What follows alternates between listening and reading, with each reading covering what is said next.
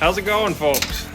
Today I'm here to show you a new tool that I find pretty handy, and I think you might too. So when it comes to doing these radiator hose clamps, some of them can kind of be in a tricky place and they're not that fun to get at. I've always used either a pair of just regular lineman pliers or channel locks, or like these slip jaw, S-jaw pliers here. And sometimes it works, sometimes it doesn't.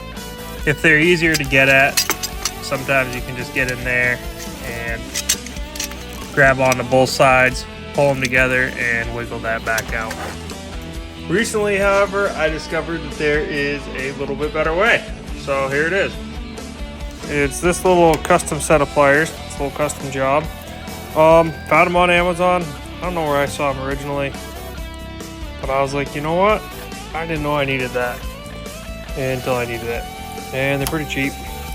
So all you gotta do is you take this end right here. It's got these two little jaws. You find that hard to reach hose clamp and put those jaws on both sides.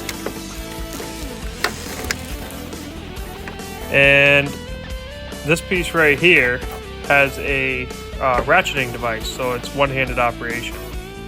It also captures your progress, so just one hand, squeeze on here, and it pulls that little cable.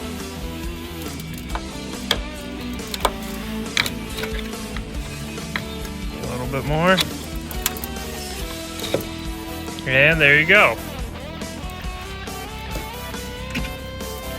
That clamp is free. You got plenty of room back there, so you can slide it back.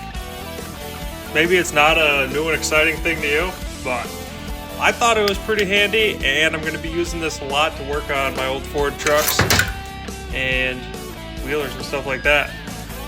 If it's something you want to buy, I will put an Amazon link right on this video, and if you buy it through the video, it gives me a little bonus for advertising it to people.